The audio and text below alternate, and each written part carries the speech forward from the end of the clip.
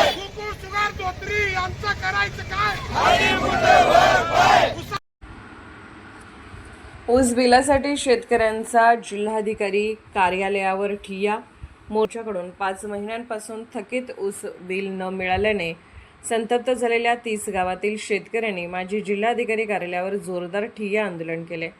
4 पुतळा येथून निघालेल्या भव्य मोर्चाने दुपारी 12 वाजता पूनम गेटवर धडक देत प्रशासनाचे लक्ष वेधले. मोर्चा आणि ठिय्या आंदोलन. ऊसपुरवठा शेतकरी व शेतकरी संघटना, धाराशिव व अक्कलकोट तालुक्यातील शेतकऱ्यांच्या नेतृत्वाखाली हे आंदोलन झाले. 4 पुतळा पार्क, इंदिरा गांधी स्टेडियम मार्गे वाजत गाजत आलेला मोर्चा दुपारी 12 वाजता पूनम गेट जिल्हाधिकारी कार्यालय येथे पोहोचला. यावेळी महिला शेतकऱ्यांसह शेकडो ऊस उत्पादकांनी आमचे पैसे द्या, गोकुळ कारखाना मुर्दाबाद अशा घोषणा देत परिसर दणाणून सोडला. शेतकऱ्यांचा आक्रोश. आंदोलनकर्त्यांनी सांगितले की 2025-26 गाळप हंगामाचे बिल 5 महिने उलटूनही मिळालेले नाही. कायद्याने 15 दिवसात पैसे देणे बंधनकारक असताना कारखान्याने जाणीवपूर्वक दिरंगाई केली. RCC 1, 2, 3 काढूनही रक्कम खात्यावर जमा झाली नाही. त्यामुळे मुलांचे शिक्षण, आरोग्य व पुढील पिकाचा खर्च थांबला असून संसार चालवणे कठीण झाले आहे. प्रशासनाला निवेदन. आंदोलनानंतर शेतकरी प्रतिनिधींनी जिल्हाधिकारी कार्यालयाच्या अधिकाऱ्यांची भेट घेऊन 8 मे 2026 रोजी दिलेल्या निवेदनाची आठवण करून दिली. साखर आयुक्त पुणे व सहसाखर आयुक्त सोलापूर यांनी तातडीने कारवाई करून थकीत रक्कम जमा करावी, अन्यथा बेमुदत उपोषण छेडण्याचा इशारा शेतकरी नेते अरविंद घोडके यांनी दिला. आंदोलनाच्या पार्श्वभूमीवर पूनम गेट परिसरात मोठा पोलीस बंदोबस्त तैनात करण्यात आला होता. आंदोलन शांततेत पार पडले. तर आमची पहिली मागणी आहे की अद्यापपर्यंत ऊस गेला 6 महिने झाले, अद्यापपर्यंत 1ही रुपया गोकुळ कारखान्याने दिलेला नाही.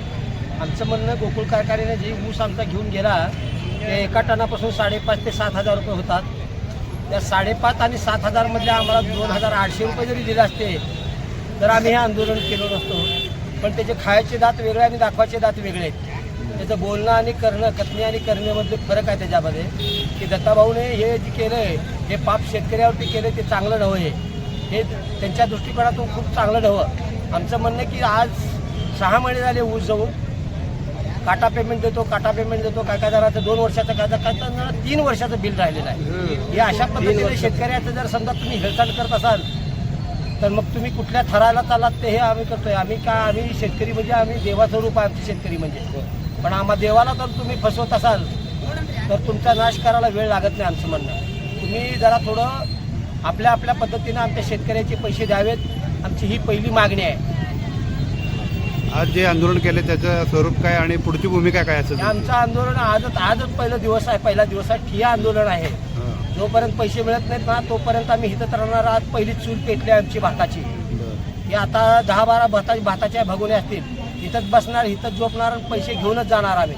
त्यांना वाटत असेल की आम्ही शेतकरी म्हणजे आम्ही कुठंतरी कामात आहो, आम्हाला काम आता सोडून दिलं आम्ही. आमचं बिल महत्वाचं, आमचं चक्र थांबलं सगळं. शेतकऱ्याच्या शेतातलं चक्र आणि घरातलं चक्र थांबलं, आर्थिक चक्र थांबले. आमच्या मेटाकुटीला हा विषय आलेला आहे. आमचं म्हणणं की आमच्या शेतकऱ्याचे पैसे द्यावेत आणि खुशाल तुम्हाला कुठे फिरायचं ते फिरा. आमचे पहिले अगोदर पैसे द्या, 2800 रुपयाला बिल द्या आणि मगच आम्ही इथून उठणार आहोत. किती शेतकऱ्यांचा सहभाग झाला? साधारणपणे या ठिकाणी 500 शेतकरी आज आहेत. तुळजापूर तालुक्यातले 30-35 गावचे, अक्कलकोट तालुक्यातले 10-15 गावचे, उमरगा तालुक्यातले काय शेतकरी आहेत, बाबळगाव नाही ते तुळजापूर तालुक्यातले झाले, मोहोळकडले काय आहेत, बार्शीकडले काय शेतकरी आलेत. बरेच भागातले शेतकरी आहेत तिथं. शेतकरी प्रत्येक काय तर प्रतिनिधी आलेत. आज पहिला दिवस आहे आमचा. बरेच शेतकरी आम्ही इथे जे थांबलोय ते आम्ही पैशासाठी थांबलोय. आमचं काय दत्ता शिंदे बरोबर वैर नाही, पण दत्ता शिंदेने शेतकऱ्याला फसवू नये.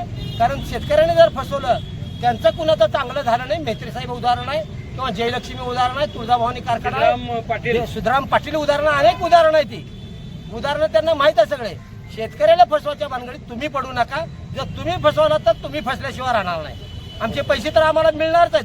आम्ही पैसे तर घेऊच. आम्ही कारखाना जर तुम्हाला विकावंच लागेल, नसेल तर कारखान्यानं विकता तुम्हाला आमच्या साखरेचे मळी, बग्यास, मोलॅसिसचे पैसे तुम्ही काय केलात? हा आमचा पहिला सवाल आहे. आमचा 2 लाखाचं 2 लाख मॅट्रिक टनाचं.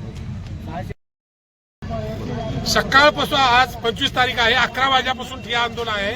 आता सध्या बघा टायमिंग झालाय 4:45 वाजले, अजून एकही जिल्हाधिकाऱ्याचा एकही माणूस इथं सरकारी माणूस इथं पोहोचलेला प्रशासनाचे एकही आले नाही. नाही. अजून एकही हा माणूस आलेला नाही. आणि 2-2 वर्षाचे बिल आहेत. आणि ती गोकुळ शुगरचा मालक इथंच लोकलला फिरत आहे. तरी पण यांनी कॉन्टॅक्ट मध्ये त्यांनी जिल्हाधिकारी आहेत. पण इथं आम्हाला गुप्त मध्ये कळाली बातमी की ही गोकुळ शिंदे इथंच आहे. मग अजून प्रशासनचा माणूस एक पण आज आला नाही. आम्ही इथं बिल मिळाल्याशिवाय हटणार नाही. आता किती का दिवस लागेना, आम्ही एंडिंग करणार. इथून बिल मिळाल्याशिवाय इथून हटणार नाही. ही शेतकऱ्यांची व्यथा आहे. बोला तुम्ही दोन.